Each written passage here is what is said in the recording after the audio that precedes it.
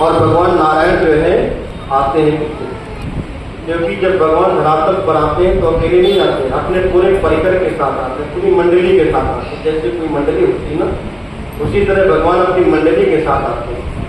तो सभी यदकुल के जितने भी स्वर्ग के देवता हैं, सभी मथुरा में आकर के यदकुल में उनके यदकुल वंश में अवतार हुए। और भगवान नारायण जो है स्वयं कृष्ण के रूप में अवतरित होते हैं। तो वहां के राजा कौन है? सूरसेन। सूरसेन और उसका दूसरा नाम उग्रसेन।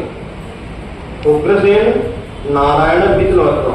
अच्छा, मथुरा का शुद्ध शब्द क्या है? मथुरा। या पिछली बार भी कथा बताया, मथुरा। ऐसा मथुरा का होता है क्या होता है? रातों, मतलब मथुरा जो है राम शब्द से बना है। तो बड़े बड़े आचार बैठने का बीच का शब्द निकाल दो तो क्या हो जाएगा? राम। आप हो जाएगा। तो कहते हैं कि जिसके मुख में राम नहीं उसके मुख में ठो। मथुरा का शब्द ये होती है, इसलिए उस धरती का नाम पड़ा है मथुरा। तो मथुरा क्या है? मोक्षदायिनी नगरी। मथुरा में जिसका जन्म होता है, मृत्यु होता है, उसको मोक्ष की प्राप्ति। तो भगवान जो है वासुदेव गृह जन्मे, वहां के राजा जो है उग्रसेन है, और उग्रसेन का बेटा कंस है दुष्ट, जो अपनी प्रजा को भयंकर शासित करता। एक दिन ऐसा आया कि अपने पिता को स्वयं मार पीट करके जेल खाने में डाला। और पिताजी से कहा कि पिताजी आप बहुत बुढ़े हो गए, मैं कब से इंतजार कर रहा हूँ कि आप कब इस गद्दी को छोड़ें और कब हम सिंहासन पर विराजमान हो, लेकिन आप इस गद्दी को छोड़ना ही नहीं चाहते। इसलिए आप एक काम करो, अपना ग्रह बंद रहो, अब राजगद्दी हम चलाएं। कंस जो है तरह तरह के बयान करेंगे। तो भगवान कृष्ण जो है नारायण के स्वरूप में जितने भी स्वरूप है परिकर के साथ जो है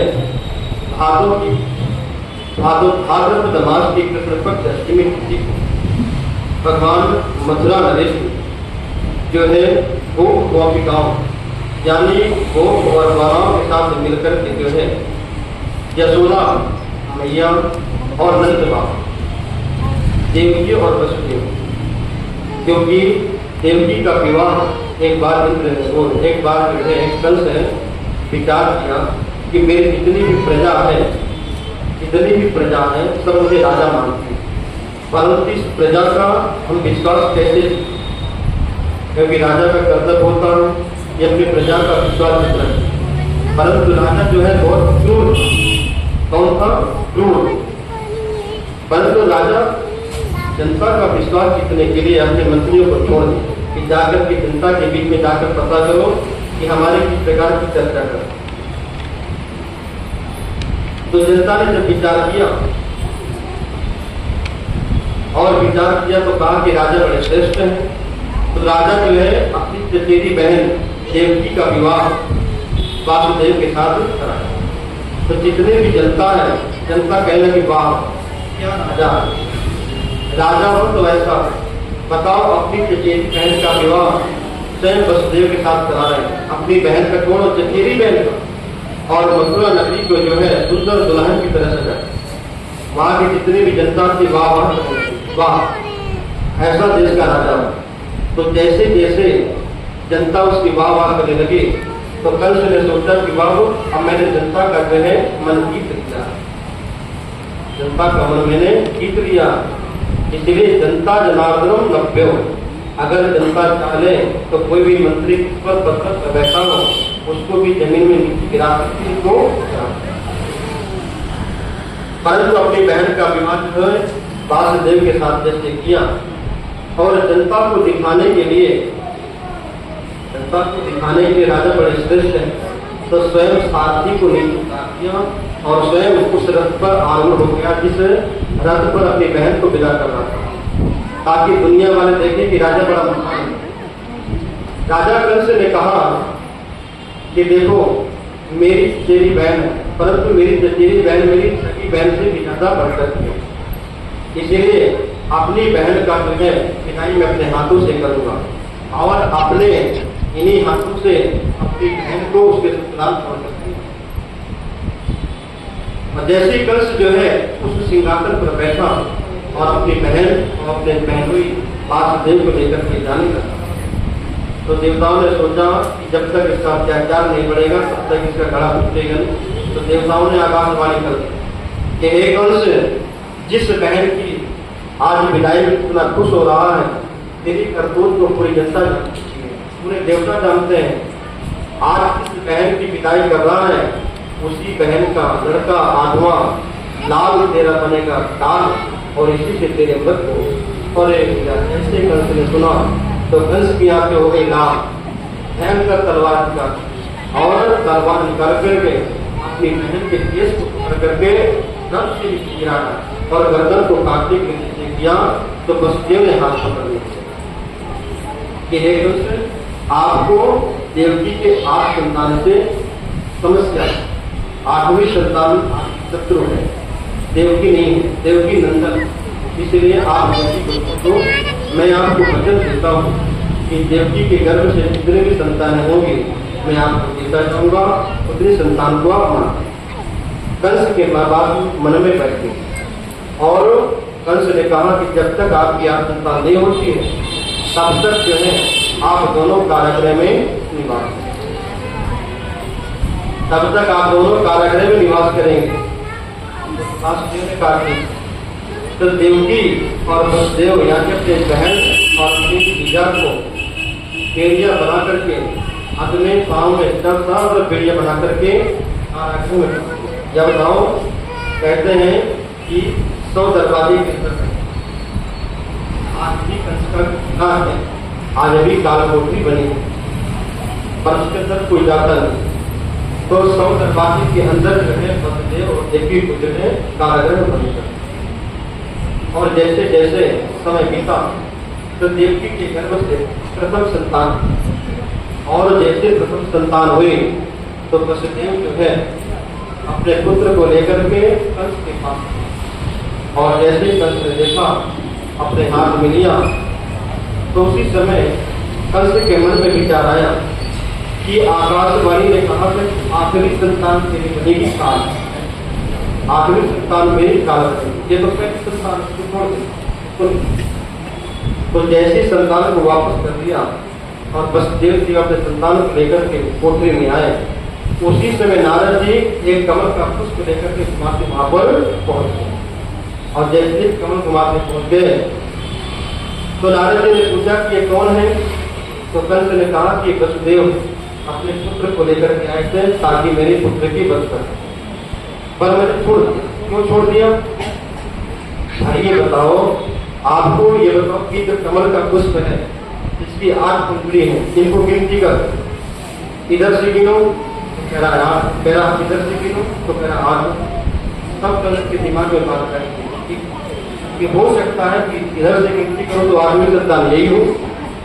इसलिए उस संतान को अपने पास बुलाया और उस बच्चे को घुमाकर के जमीन में जो उसके तहा से पक्का उसको प्राणांत किया।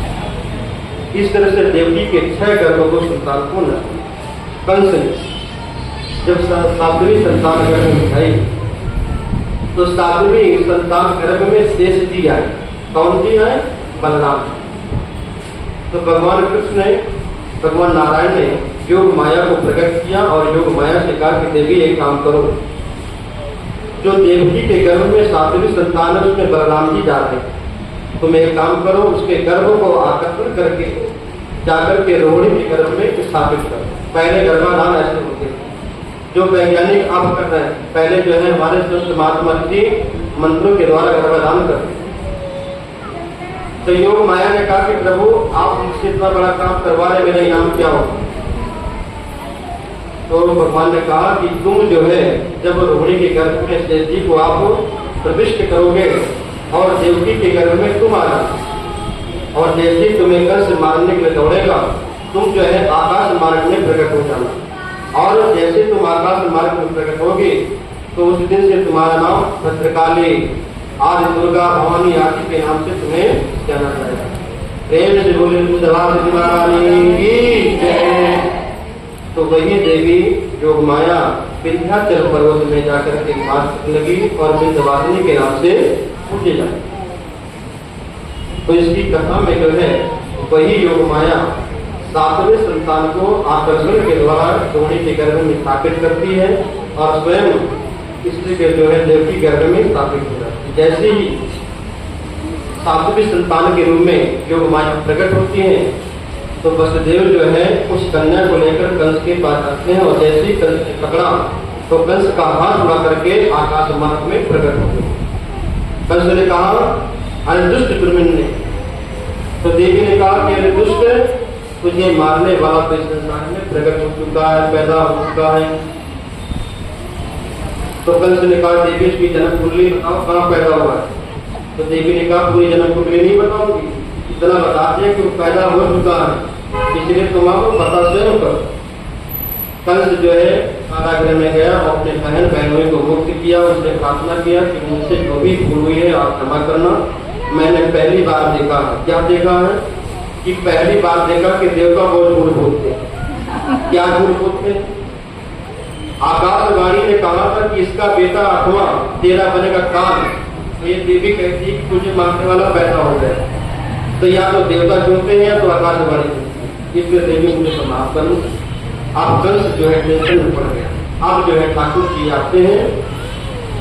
ठाकुर जी जो है कारागृह में जो है अष्टभुज चतुर्भुज रूप धारण करके भगवान उनके सामने प्रकट होते हैं और ऐसे प्रकट होते हैं।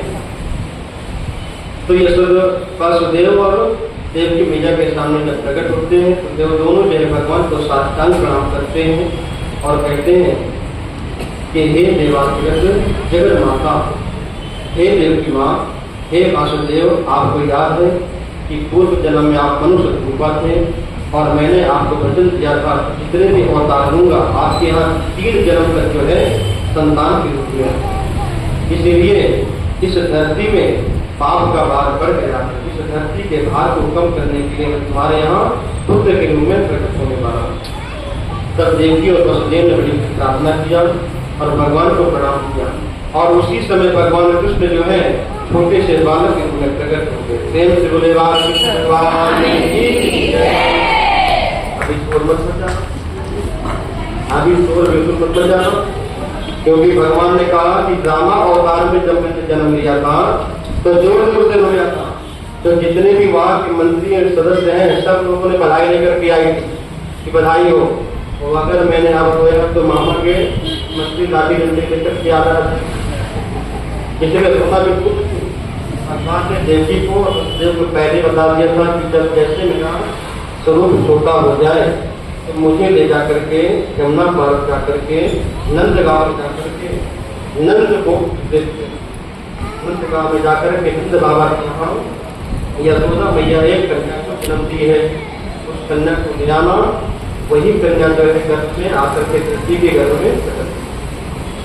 तो वासुदेव जो है जैसे भगवान कृष्ण का बाल स्वरूप हुआ तो एक डोंगी अपने सिर में रखा और भगवान कृष्ण कांत को जो है अपने गोदी में पर खोपड़ी में लेटाया और जैसे ही चलने लगे इतनी बेबेड़ियाँ हाथ की सब खुल गई, इतने पहरेदार के सब सो गए, जितने भी दरवाजे थे सारे दरवाजे खुल गए और वसुदेव जो टोकरी में लेकर के भगवान कृष्ण को चलने लगे और जैसे चलने लगे और यमुना जी में प्रवेश किए तो यमुना माता ने कहा कि मेरे होने वाले पति परमेश्वर आ चुके हैं और जब तक मैं अपने पति के दर्शन नहीं करूंगी तब तक मैं इनको जाने नहीं दूंगी। मेघ कहने लगे जैसे हमारा स्वरूप मेघ बादलों का स्वरूप है वैसे हमारे मालिक परमात्मा का भी स्वरूप है। भगवान का स्वरूप क्या है? नीला स्वरूप, नीलांबर, नील कमल, नील लोहित स्वरूप को देख करके बादल प्रसन्न होते हैं। बताइए कि भादों के महीने में कभी कोई बात आती है तो खैर बात भी आ रही है, परंतु उस समय जब बात भी आती थी तो भगवान के प्रकट के समय रात्रि के समय दिन में कमल के से टूट गई और जगह जगह पर मंद मंद हवा मुस्कुराने लगी और बादल मेघ की हल्की हल्की फुहारे बरसाने लगे। क्यों? क्योंकि मंदार मंदार मेघ भगवान यानी कि बादल भगवान से कहते कि प्रभु पत्र पुष्प हमारे पास है नहीं, जल है, इसलिए जल भगवान को अर्पण कर रहे हैं। भगवान एक दुष्ट को पान करते हुए देवताओं का आशीर्वाद दे रहे हैं, मतलब जल्दी तुम्हारा मंगल हो। और जैसे यमुना जी ने प्रवेश किया तो यमुना जी एकदम से अपने उफान में आई और वसुदेव जी के गले तक आ गई। वसुदेव ने सोचा लगता है यमुना जी को डुबा के मारेगी। भगवान कृष्ण ने सोचा कि यमुना जी को पैर छूने की पड़ी है, मेरे पिताजी को बिठा रहे हैं, तो स्वयं भगवान जो है एक पैर जमीन नीचे रखा के टोकरी के नीचे। तो यमुना मैया ने जैसे भगवान के चरणों को स्पर्श किया तो तुरंत स्पर्श करने के बाद चरणों के पास चली गई। लेकिन एक संत का मानना ऐसा भी है, यमुना जी ऐसे नीचे नहीं गई कि भगवान के चरण छू कर नीचे गई। एक संत ने कहा कि इसलिए नीचे गई है, यमुना मैया ने सोचा कि मेरे होने वाले प्राण प्रीतम तो आ रहे हैं, और जैसे ही ऊपर पहुंची तो भगवान के दर्शन हुए ने, वासुदेव के डाले ऋषि के दर्शन हुए, बेचारे धर्म के मारे यमुना जी नीचे। प्रेम से बोले वज्र भगवान के तो दर्शन नहीं हुए, परंतु डाली ऋषि के दर्शन हो गए, इसलिए बेचारी यमुना जी शर्म के मारे उठने के नीचे। अब जैसे वसुदेव जी गए यशोदा के यहाँ गए, यशोदा के कमरे में झांक करके देखा तो एक सुंदर कन्या जो है वहां पर लेके उस कन्या को उठाया और भगवान को लेटाया और उसी चौकी में लेकर कन्या को आए और आकर के जैसे कारागृह से फिर से वैसे गिरिया बनना शुरू हो गए। सारे दरबार अपने आप बने हुए, जितने भी पहरेदार थे सब पहरेदार इकट्ठे पड़े हुए, और उस कन्या ने रुदन किया। उस कन्या का रुदन सुन करके कंस ने बुलाया, तो मारने के लिए कंस जो है वहां से छोड़ करके आसमान में गई और कंस को कहा तुझे प्रकट हो चुका है। तो कंस जो है कारागृह में आकर के दोनों माता दोनों बहन बहनोई को जो है उस कारागृह से मुक्त कर दिया और में पढ़ने लगा। इसीलिए आगे तक सब चलते हैं नंद बाबा के जो है एक दिन नंद बाबा के यहाँ बड़े बड़े संत महात्मा आए। नंद बाबा के घर में नंद बाबा 90 साल के हो गए। अरे ध्यान से सुनिए, अब यही से की भाषा प्रारंभ होती है। नंद बाबा जो है 90 साल के डोगरा हो गए। नंद बाबा 90 साल के डोगरा हो गए, परंतु 90 साल में कोई संतान नहीं। और जैसे संत महात्माओं की मंडली आ रही थी और नंद बाबा के यहाँ 9 लाख गए, कितनी गए थी? 9 लाख। तो संत महात्माओं से वहां पर पहुंचे तो नंद बाबा ने सभी संतों का विधिवत स्वागत किया, और जैसे स्वागत किया तो बड़े बड़े संत महात्माओं ने प्रसादी मान हुआ चकाचक पेट में हाथ घुमाए और नंद बाबा को आशीर्वाद दिया। क्या आशीर्वाद दिया? नंद बाबा आज तो तेरी सेवा से बड़े प्रसन्न है, जा आशीर्वाद तुम्हारे पुत्र प्राप्त होगा, तुम्हारे यहाँ बेटा पैदा होगा। नंद बाबा ने कहा कि महाराज जी कैसे मजाक कर रहे हो, 90 साल का डोगरा तो देगा, अभी तक तो कुछ भयो ना, बताओ ना। संत महात्मा ने कहा भाई देखो नंद बाबा अब हमारे पता नहीं हमारे मन से आशीर्वाद निकल गया, अब संतों का आशीर्वाद है तो आपके बेटा तो होकर के ही रहेगा। तो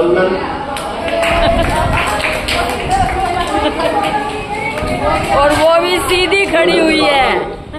जैसे ही कहा नंद बाबा से, जैसे कहा कि तेरे थोड़ा तो होकर के ही रहेगा, जैसे तेरे यहाँ थोड़ा होकर के ही रहेगा। देख ले ढक्कन खुला था फिर भी सीधी खड़ी थी बोतल, कहाँ पर नीचे गिर के। जैसे ही कहा कि तेरे यहाँ तो नंद का थोड़ा हो गई हो, तो नंद बाबा ने कहा तो महाराज फिर अगर आप आशीर्वाद बनाओ तो रोज मलाई को छानो। अब सभी संत महात्मा काम के बैठ गए, अब रोज बढ़िया बड़ी सुन रहे हैं, रोज मलाई को छान रहे हैं। एक दिन सुनंदा जो है सुनंदा नंद संत बाबा की बहन सुनंदा ने जो है यशोदा भाभी के कमरे में जाकर के देखा, खोल करके खाकी झरोकी से खोल करके देखा कि यशोदा भाभी के बराबर में नील कमल समान सुंदर सा बालक जो है नील कमल के समान नीलांबर किलकारियां मार रहा है। लेटे लेटे। और जो ही सुनंदा ने सुना तो कोई भागते भागते नंद बाबा की तरफ पहुंची और वो ग्वालों से कहा कि नंद बाबा कहाँ है।